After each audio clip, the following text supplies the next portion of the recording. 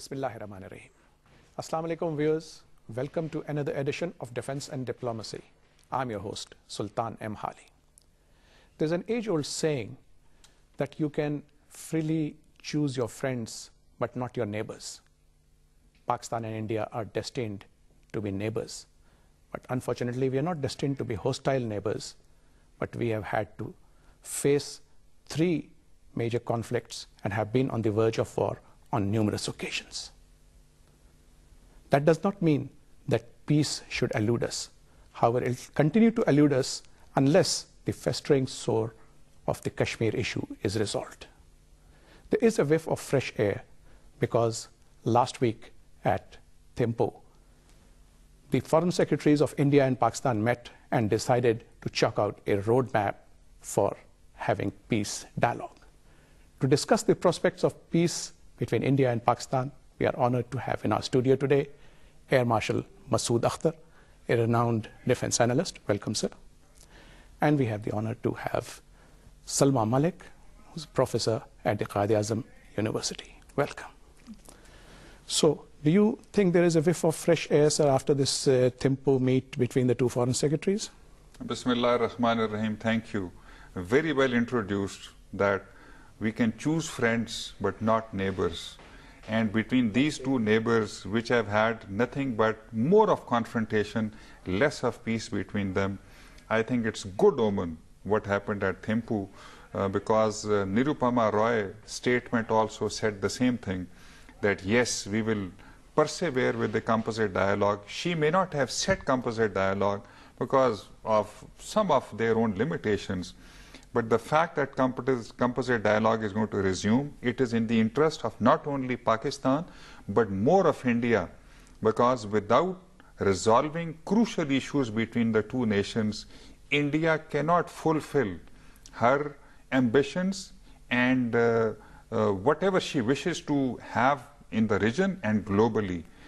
Because as long as there is friction, as long as there are human rights violations in Kashmir, these problems of nuclear conflict, because these two rivals, in case these two countries, if they cannot live in peace, and there are in the globalized world, issues will keep coming up that will increase this friction. So whenever any such thing happens, India's chances of gaining global, leave alone regional status that they wish to achieve will not be possible. So good omen for them. For Pakistan, crucial that we resolve these issues because we have our own limitations. Our nationhood in this war, which we don't want to call the war on terror, but our counterinsurgency operations, our operations against terror, they suffer a lot and take a setback as long as our neighbor maintains its forces close to the border, because we have to work on capabilities, not on intentions. So as long as these problems of Sir Creek, of Siachen, but most important, Kashmir, they remain, and of course water discord, we will continue to suffer. Right. So Professor Salma, we noticed that we have been on the verge of dialogue a number of times. In 1999 there was the Lahore Declaration, but then it got overshadowed by Kargil. In 2004 we started this process of composite dialogue in the month of February. Unfortunately, in 2008 November, Mumbai happened and India suspended the talks. This time we are planning to go for the talks. How hopeful are you? Well, the hope is always there because whenever there's something positive that is going to take place, so everyone pins a lot of hopes with that. But unfortunately, the way you have also narrated, that history is so checkered that whenever there is one step forward, there are like two steps back. So that becomes an extremely crucial issue because whatever incremental progress that is made somehow doesn't really translate into something very, very big and something that remains, the footprint remains on the ground. So unless and until both the countries, because number one, the problem with both the countries is that any agreements that we have had so far, primarily CBMs, they're largely symbolic. And they're like means to an end. They're not an end in itself. So what happens is that they take them as an end in itself and they just treat them that way. That, okay, fine, we are exchanging nuclear lists. So we have made a lot of progress on nuclear issues. So that doesn't really translate into something big. for something actually to happen, they have to take concrete decisions, such as going for an agreement on Sakri, going for an agreement on Siachen, which is in any case a drain for both the countries. It's not a question of ego. If we really want to live in a combined future, then we will have to stash our egos. You see, there was Samjhauta Express thing happened, which was not a small issue. But Pakistan did not really create too much of a hue and cry, which it could have. It could genuinely do that and stall the process at that time. The process did halt, but it continued. Right, not the way it totally... right, but talking about Samjhauta Express, Air Marshal, you may like to shed some light on it. There have been some developments. Although this happened in 2007, and as the professor rightly pointed out, that we did not raise too much of a hue and cry, although 59 precious Pakistani lives were lost. But now there's been a development that this Swami Asim Anand, he has confessed, and not in front of anybody, in front of a magistrate, has given a sworn statement that the Indian MI officers, military intelligence, and RSS have been involved in it. So Pakistan would definitely like to demand some proof on that so that these people are taken to task. I think we are making the right noises at least, and even more their Home Minister Chidambaram's statement is also good in the sense that they say whatever comes we will share it with you. So this is good omen so that progress can be made. But we must remember that coming back to the composite dialogue, India is going to emphasize more and more on terrorism. Our focus is going to be Kashmir. India needs to be made to believe that, look, terrorism is an international phenomenon. Please, please don't focus on Pakistan alone.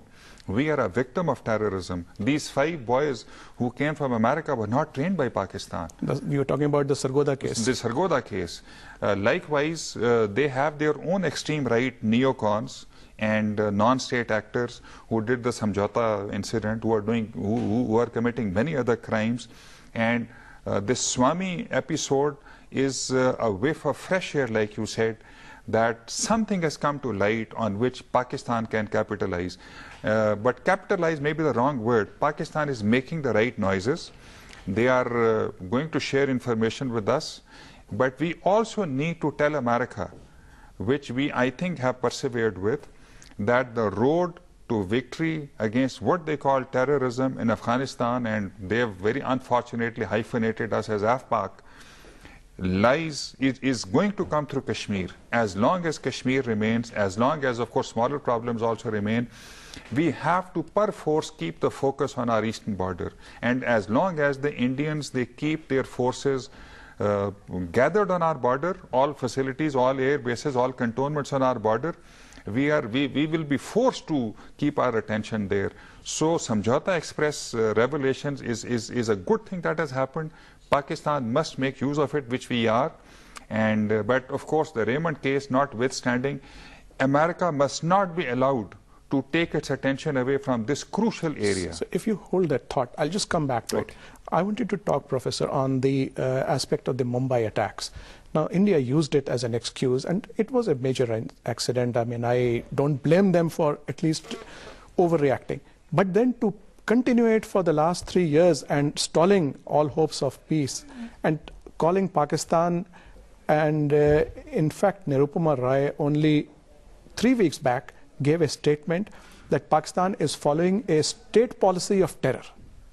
Now, that is not true, because we ourselves are the worst victim of terror. What is your opinion vis-a-vis Mumbai attack? You see, the thing is that they will always make a lot of noise when it comes to the terrorism issue, because it has a lot of value. It has a lot of caching value to it. The Americans love to hear the word T. And of course, when it is something happening from South Asia, then it all couples into one aspect only, and that becomes the larger picture. So long as that is selling, they'll make those noises. Second aspect is that the media and the domestic constituency. Mumbai is Shiv Sena's stronghold, and they cannot do anything but that. Then the media is also in their control. So, of course, the external and internal elements, when they couple up together, then there is a lot of issue, and then there's a lot of value to it for Nirupama Roy or any of these spokespersons to talk about such things. So that will happen. But you see, at the same time, I mean, the previous thought that we were having about Samjhauta, that we did not really create too much issue out of it is also a sign of maturity, that you are going to look at the facts and you're going to handle the facts the way they are. And of course, in sequence, it is working out that way. Had India done the same with regards Mumbai, of course, it's a very big issue. Whatever happened is not a small thing, but you see, there is a legal way of approaching it. Now, what has happened primarily is that that legal aspect is getting mixed into that rhetoric and the emotive things that are coming out from all quarters, and it is giving it a totally different direction altogether. And in fact, I think even Mumbai hadn't even unfolded fully when the fingers were being pointed in one direction, as they always are. So that will keep on happening, but we really have to step up our diplomacy, and we'll really have to step up our efforts to make them focus on other issues. The one aspect that I'm going to discuss here is that perhaps they would not actually like to name the follow-up discussions as a composite dialogue process, because initially when in July 2010 the Indian emissary had come to Pakistan, one word that he had mentioned was that composite dialogue process may not really continue, there might be something new. So the Indians might dish out something new for the Pakistanis, where terrorism would take the lead and then other things would follow, and they would become conditional. But the important thing is not to get into nuances. nuances. The important thing is that not to get into nuances and get on with some process at least. Right. Yeah. So coming back to the thought I had interrupted, the US has an important role to play, whether we like it or not. Absolutely. And actually we should make use of it. If we look back in his run-up to the presidential elections, Obama had pointed out that Kashmir is a very, very sore issue, and he would like to have it resolved.